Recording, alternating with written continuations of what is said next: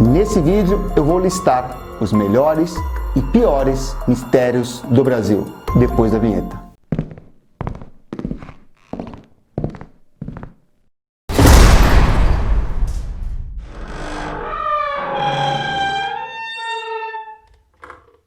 Fala pessoal, meu nome é Nicolas, eu sou um neuromágico. Se é a sua primeira vez aqui, inscreva-se, ative as notificações para receber mais conteúdo como esse. Aqui eu tento mostrar como algumas coisas que nós pensamos que são sobrenaturais podem ser um truque de mágica ou um número de hipnose. E esse vai ser o último vídeo dessa playlist de mistérios. Semana que vem, na quarta-feira, vai começar um tema novo aqui no canal e no final eu conto para vocês o que vai ser. Então vamos lá com essa lista, para começar pelo time dos melhores mistérios do Brasil. Lembrando que, quando eu digo melhores mistérios, não é porque o que aconteceu foi bom ou foi positivo de alguma forma. É melhor mistério porque até hoje não tem uma boa explicação, assim, tem muitas pontas soltas, por isso é um bom mistério.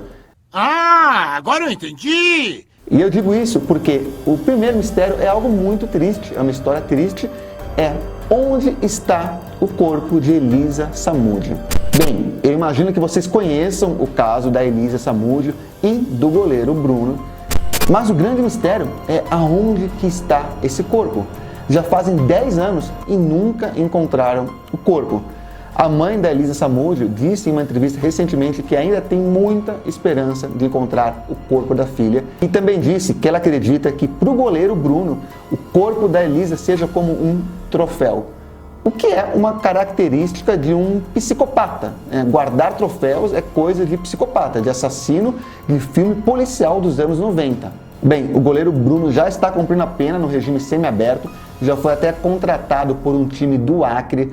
E se você está se perguntando por que um time do Acre contrataria alguém com o histórico do goleiro Bruno, a resposta é muito simples.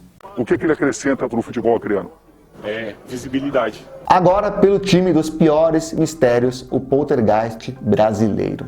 Essa história aconteceu na cidade de Santa Rosa, que é próximo de Porto Alegre, no ano de 1988. Uma curiosidade, vocês sabem qual outra celebridade brasileira nasceu em Santa Rosa? Vou dar 5 segundos para vocês pensarem. Sabem? Não? Xuxa. Esse é o caso da Leonice Fites, que ficou conhecida como Garota Poltergeist. Sem tocar nos objetos, a menina Leonice quebrava copos e arrastava cadeiras. Na sala de aula, inexplicavelmente surgiam rajadas de vento. Peraí. Vento é sobrenatural? Sabia não? Tinha um baú do lado da cama, que pesava mais ou menos o quê? Uns 20 quilos o baú. E eu e mais o meu colega estavam sentados naquele baú. E o baú, de repente, ele resolveu flutuar. Ele ficou flutuando mais ou menos uns 5 minutos com nós em cima. Isso é o que falavam, né? O que contavam. Porque o que ela demonstrava na frente da câmera mesmo era bem diferente. Na cama, sem que ela mexesse no cobertor, acontecia isso. Outro fenômeno, o colchão se levanta sozinho.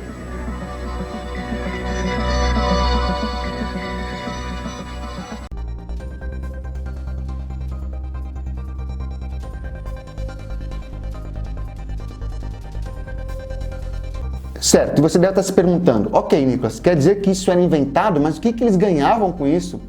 Bem, eles ganhavam sim, porque a Leonice ficou por muitos anos atendendo, dando consultas espirituais. E é óbvio que todo esse marketing gerado por essas farsas ajudou a impulsionar muito o negócio dela. Leonice ainda é uma pessoa especial, já que os fenômenos não deixaram de acontecer. E hoje tu consegues fazer alguma coisa ainda? Consigo. Consegue? Que tipo de coisa que tu consegue fazer?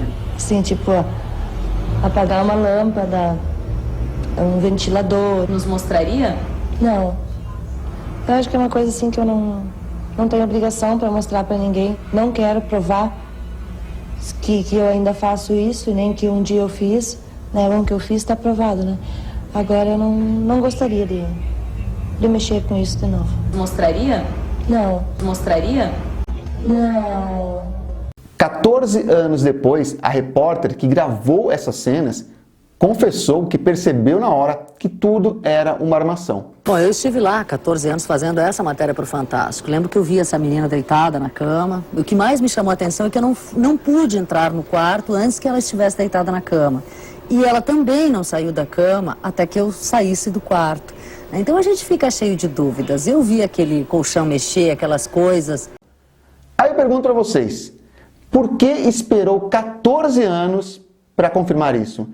Quantas pessoas nesse meio tempo não foram enganadas com a ajuda dessas reportagens sensacionalistas? Olha como o caso dela era vendido na época dos acontecimentos. Você vai conhecer hoje a história de uma menina que provocava estranhos fenômenos paranormais. Não, nada a ver, irmão. Agora, pelo Melhores Mistérios, o famoso caso das máscaras de chumbo. Em 20 de agosto de 1966, os corpos de Manuel Pereira da Cruz e Miguel José Viana foram encontrados em avançado estado de decomposição no Morro do Vintém, perto de Niterói, em circunstâncias extremamente misteriosas. Os corpos foram encontrados por acaso por um rapaz que estava empinando pipa no local. Eles estavam vestindo capas de chuva. A causa da morte não pôde ser determinada porque os corpos já estavam em avançado estado de decomposição. Inclusive, nem o exame toxicológico pôde ser feito. Perto dos corpos foi encontrado uma garrafa de água vazia, um pacote com 2 toalhas e 2 coisas mais estranhas. Um bilhete com esse recado: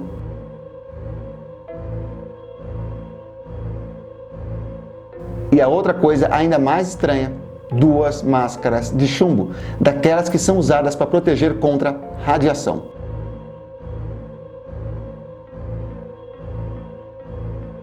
E para deixar essa história só um pouquinho mais bizarra, testemunhas afirmam ter visto um OVNI sobrevoando o local no exato momento em que eles teriam morrido.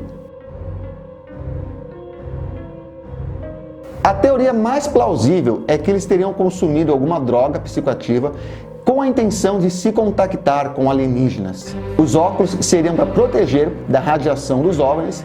Sim, naquela época já existia a ideia de que os OVNIs emitem radiação, e essa ideia é reforçada porque sabemos que eles pertenciam a um grupo científico espiritualista que cultuavam OVNIs. Na casa deles foram encontrados vários materiais sobre esoterismo, OVNI, espiritualidade, esses assuntos. Por essa teoria, eles teriam morrido pela ingestão de drogas, ou seja, morreram de overdose. Só que o exame toxicológico, como eu disse, não pôde ser feito. O único probleminha nessa história é que testemunhas que nem sabiam dessa teoria afirmam ter visto um OVNI nesse exato momento. Ou seja, é muita coincidência, né? Eles foram lá supostamente para se encontrar com um OVNI e as testemunhas afirmam ter visto OVNI. Mas o que as drogas teriam a ver? Resumindo, até hoje, esse segue sendo um dos maiores mistérios do Brasil e provavelmente vai continuar sendo ainda um dos maiores mistérios do Brasil por muito tempo, porque dificilmente alguém vai resolver esse caso nessas alturas. Agora, pelo time dos piores mistérios, o ET Bilu. Nossa equipe também registrou imagens do suposto alienígena. Sim, Bilu. Desligar o rádio? Tá, vou desligar. O grupo pede um sinal ao suposto extraterrestre. Dá um sinalzinho de luz.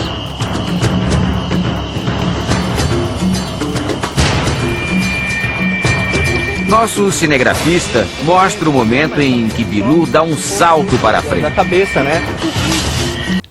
O ET Bilu basicamente é um carinha escondido no meio do mato, com um par de LEDs na cabeça e mandando umas mensagens cheias de erro de concordância. O homem por trás do ET Bilu é Urandir Fernandes. Ele é um autoproclamado ufólogo e paranormal brasileiro, embora a maioria dos ufólogos do Brasil o considerem um charlatão. Tem vídeo aqui sobre ele no canal, tem o vídeo da entrevista dele no Jô Analisada, vou deixar aqui no card. Bem, depois de muito se esconder no mato, atualmente o ET Bilu mora em uma pirâmide em Zigurate. Zigurate é uma comunidade onde várias pessoas vivem e pesquisam assuntos relacionados a extraterrestres. Eles têm até um centro de pesquisa relativamente moderno, com equipamento bom. Eu vou deixar aqui na descrição uma matéria completa, caso vocês queiram saber mais sobre Zigurate. E uma das teorias defendidas pelos pesquisadores de Zigurate é que a Terra não seria esférica. Segundo eles, a Terra é convexa. A única coisa um pouco estranha é que, se você observar bem, no centro de Zigurate, dá uma olhada no computador. Não é um globo terrestre? Dá um pouco a impressão de que nem eles realmente acreditam que a Terra não seja esférica. E agora, pelos melhores mistérios, ET de Varginha. Uai, Nicolas, mas ET de Varginha é um bom mistério? É um bom mistério porque não é algo tão fácil de refutar como é o caso do ET Bilu. E seja como for, até hoje tem várias coisas no caso do ET de Varginha que não foram bem explicadas. Por exemplo, a morte de um dos militares envolvidos na suposta captura da criatura, a morte misteriosa de animais no zoológico de Varginha, a suposta intimidação que as testemunhas sofreram. Mas também a gente tem que ser um pouco cético, porque o fato de terem coisas inexplicadas não torna automaticamente a história do ET de Varginha real. Ah, mas os militares estão escondendo alguma coisa. Ok, pode até ser, mas entre esconder alguma coisa e essa coisa ser um alienígena, tem um abismo. A gente tem que tomar cuidado para não cair nessa falácia, entendeu? De sair empurrando a explicação mais absurda possível de cara. E a única coisa que eu acho que faz algum sentido é aquela teoria de que eles teriam visto um deficiente mental que vive na cidade, que eles chamam de mudinho, porque se você olhar bem, realmente é muito parecido a foto dele com a descrição que as meninas fizeram. Então, fica em aberto aí, eu não quero me comprometer, mas para mim isso faz algum sentido. Fim da lista dos mistérios, mas vamos fazer algumas menções honrosas. Pelo time dos melhores mistérios, vou citar a cidade dos gêmeos. A quantidade de gêmeos que nascem nessa cidade é algo absurdo. Sem contar que uma cidade com uma grande quantidade de gêmeos é meio premissa perfeita para um filme de suspense / terror. E as teorias são absurdas. Então fica aí para uma próxima vez, mas é um mistério bem interessante. A cidade fantasma construída por Henry Ford. Cara, isso daí também é muito interessante, fica para uma próxima vez. E posso citar também como bom mistério a Operação Prato. Esse é, sem dúvida, o maior caso da ufologia brasileira. Tem tanta coisa mal explicada, mas a história é tão complexa que teria que ser um vídeo só para ela. E pelos piores mistérios, podemos citar o menino do Acre, aquele que sumiu, mas deixou um livro pronto para ser publicado, e o demônio que foi desmascarado pelo padre Quevedo porque não sabia falar hebraico. Que vergonha! Gente, a playlist de mistérios vai entrar de férias e no lugar vai entrar vendedores charlatões. Técnicas que vendedores usam para enganar você. Começa na próxima quarta-feira, às 19 horas. Pessoal, no mais, muito obrigado e continue seguindo o conselho de uma das pessoas, se é que podemos chamar de pessoas, mencionadas aqui nesse vídeo, o ET Bilu. Vou deixar ele mesmo falar. Você conhece mesmo?